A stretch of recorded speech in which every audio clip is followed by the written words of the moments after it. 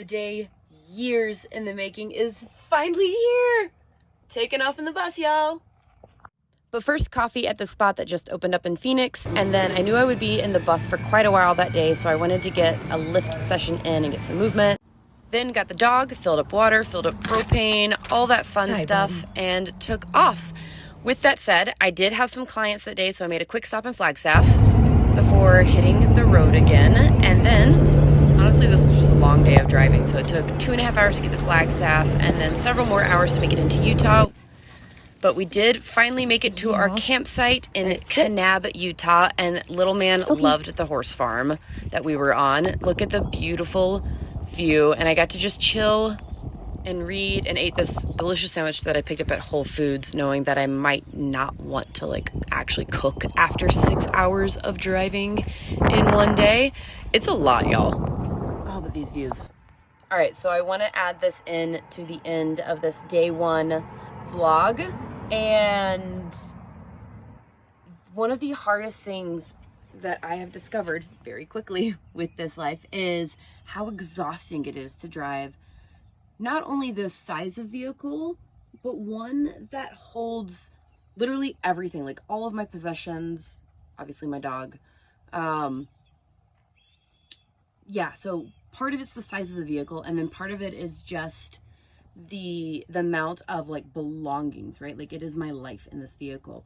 When I drove this thing back down, so I picked it up in Seattle months ago, and when I drove it back down that time, I was actually relieved because it was smaller, a little bit smaller than the original vehicle that I had that I built out.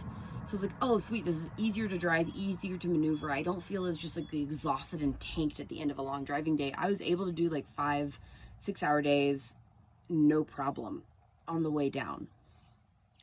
This day one, driving 6 hours, I was like, this is gonna be rough. Okay.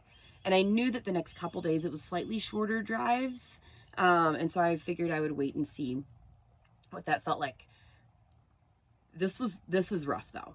The 5 hour days, I don't know if I'll be able to do a lot of them, simply because of the amount of tax on my nervous system that came with it. I mean, honestly, I think I'm just running off of adrenaline and excitement at this point of hell yes, I did it. I have had this dream for over a decade. I've been actively working on it for 4 years.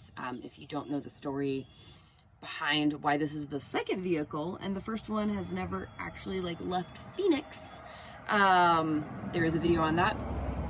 I'll drop it in the caption, show notes. What are they called on here? Anyways, I have a podcast, so I'm trained to say show notes.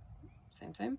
And then I also I'll drop the podcast link too for the story of driving this sucker back down, because there was a lot of just really aligned, needing to surrender and trust the universe, and then finding out after the fact that I avoided potentially fatal things by that surrender. So anyways, this is getting long enough as it is. Hope you enjoyed. Please subscribe if you do. I'm gonna do at least the first week will be daily vlogs in this style, and then switch to I don't know, if you want to keep seeing the daily stuff, great, I'll keep doing it. But yeah, just wanted to bring you along on this adventure.